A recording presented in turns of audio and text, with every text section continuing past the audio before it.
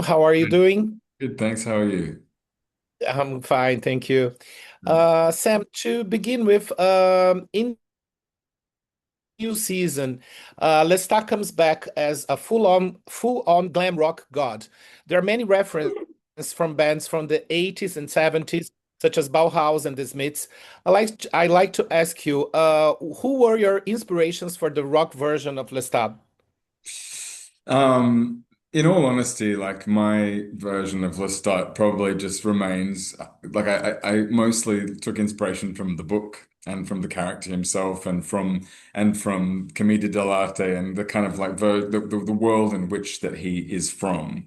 So I didn't necessarily look to too many references. Obviously, like, Jim Morrison is a reference that Anne Rice makes in the books. So there was some kind of, investigation there. But really, I wanted to feel like this is Lestat being, the character that you know or that you think you know, like, in this iteration of himself, not like he's trying to put on somebody else's skin and portraying that. I mean, I did look a lot at David Bowie purely in the sense of like, how do you find that sort of alien kind of otherness from the perspective of an audience looking at a performer and feeling like that they're sort of larger than life and potentially not of this world. But yeah, more than anything, I sort of went back to the books and tried to find the character in the books because that there's such a huge encyclopedia already that exists for me. It sort of feels silly to look at anywhere else. Yeah. But on a personal level, like, do you like this music? You just quote David Bowie and Jim Morrison. I know that Jim Morrison is a reference in the book, but what about your personal musical taste towards this artist? Like, are you a fan of them? Do you listen to their music to get inspired? Yeah, I mean, the crazy thing is, I mean, I do often listen to a lot of music, while working. The wild thing about, Lestat this season was that I had so much. I mean, I think I had, like 22 songs to learn. So much of my focus was just trying to learn this music and try and work out how this new sound and the music from within the show that Daniel has written, how it's going to inform the character. So I really did spend so much time with that music trying to work out the context that I wasn't really looking outside that. But that being said, like, two bands were very useful to me, like listening to. One was Amyl and the Sniffers, this Australian band, and the other one was Muse. So I did, and Radiohead as well. So I did sort of like try and I was trying to kind of find certain levels. And actually, Daniel and I talked very early on about Kurt Cobain, and so there is some sort of Kurt Cobain references in there too. Yeah. Awesome. And what do you think would be more exhausting, being a vampire or a rock star? Being a rock star, because the vampires recover pretty easily. I think the rock stars, have to deal with mortal hangovers, which the vampires don't. I mean, Lestat has a lot of hangovers in the show, but he seems to get over them at least, a few hours after he's woken up. So yeah. And you mentioned that you went back to Anne Rice's book. If you could have asked anything to Anne Rice about your character, what would you have asked? I probably would have asked her just for some notes. I think there's, uh, I. I would be very curious to hear what she had to say, as opposed to me asking any specific question.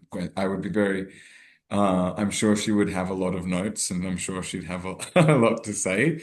So yeah, no, I would have been very excited to receive whatever notes, be them difficult or positive, whatever they were. I would have been very happy to receive them. Yeah.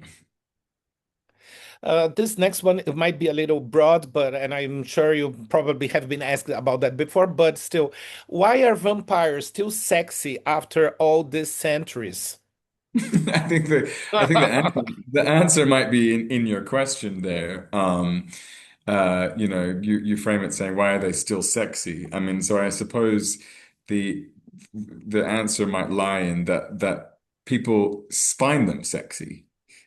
For one, I mean, they could be terrifying, they could be monstrous, they could be creatures that you feel are lurking in the shadows, and you don't want to cross paths with, which you could do if it's a sexy person, I suppose too. But but it's more the fact that they are alluring, and they're alluring because they encapsulate human desire and longing. I mean, that's the kind of whole MO, particularly of Orician and Stoker, like Bram Stoker's vampire, is that they sort of live forever and they endure eternity through their love of, let it be a single person or a group of people, but they're sort of connected to their immortality. Their connection to their immortality is through love and desire and yearning, and that is a very erotic thing to be so deeply loved,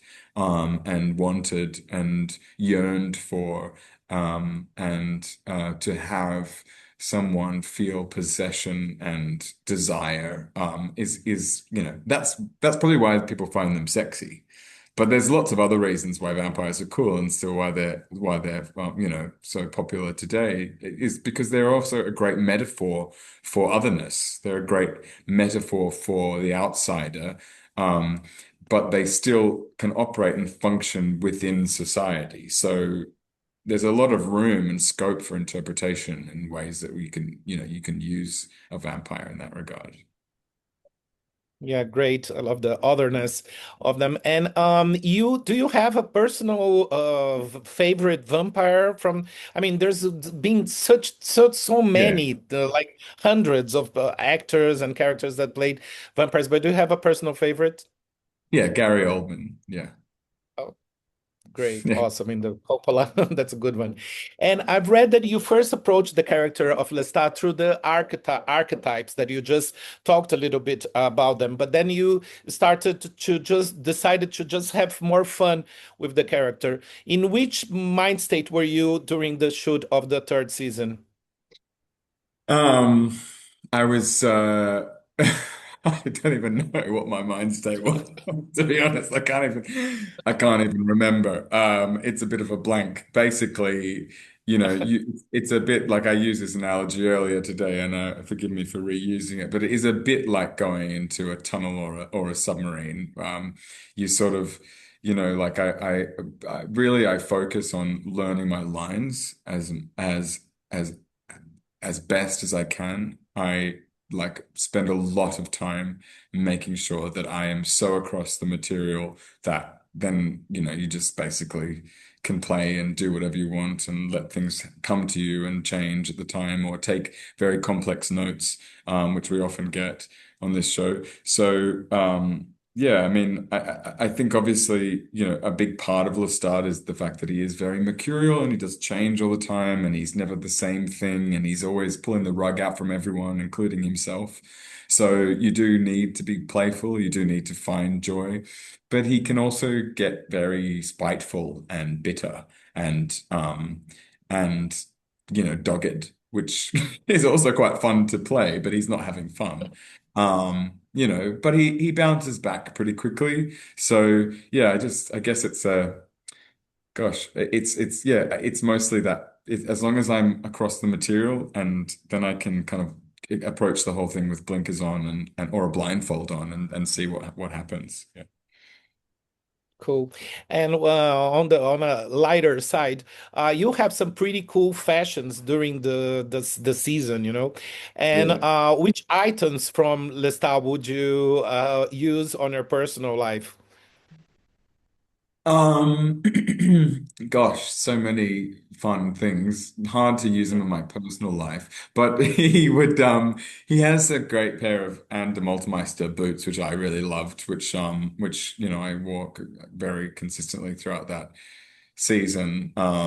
Yeah, look, this season Lestat's more in boots. He's more of a kind of stomper, so it's a much more fun sort of, in previous seasons he's been more of a clipper, clip clopper, whereas this season he's more of a stomper. So yeah, I've really enjoyed the boots, and I think maybe I'm still in boots because of it. Yeah.